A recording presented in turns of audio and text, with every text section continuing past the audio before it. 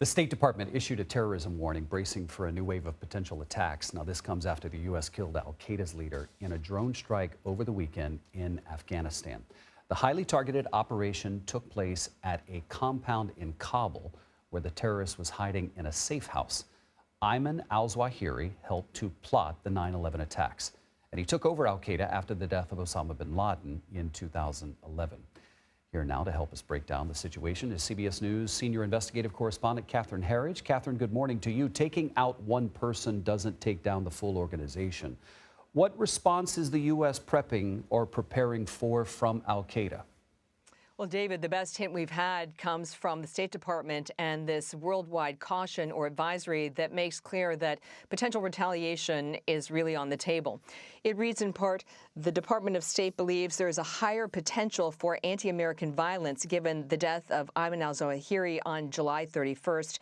Current information suggests that terrorist organizations continue to plan terrorist attacks against U.S. interests in multiple regions across the globe. And they talk about tactics including suicide attacks, hijackings, as well as bombings. And the advice for folks at home is that if you are traveling overseas, to go to the State Department website and look specifically for the threat level in the country that you're visiting, David. Tell us about this high-tech drone that was used to take him out.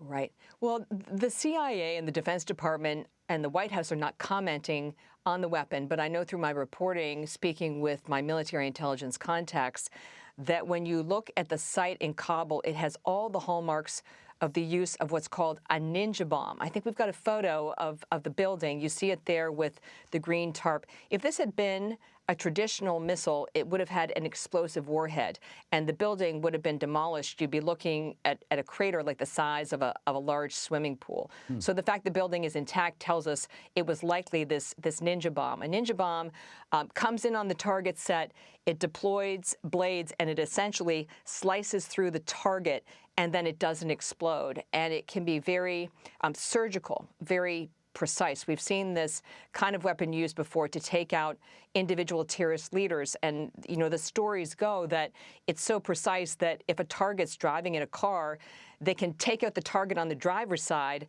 and the person at the passenger side survives. So this is a highly sophisticated, really sort of an amazing weapon of war that can limit collateral damage. How did the intelligence needed for the strike come together? What do you know about that?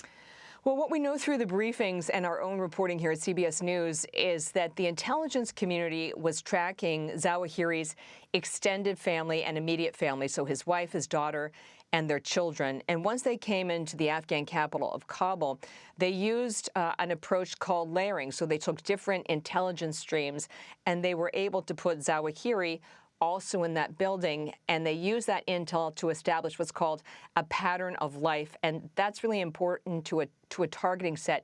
You kind of know what the person is doing day to day. In this case, that he would often go to the balcony in the mornings, right, to take in the view and to take in the air.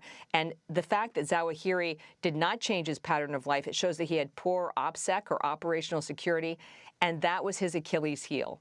That's what allowed the U.S. to successfully target him on that balcony. OPSEC, adding that to my Catherine Herridge dictionary. Okay.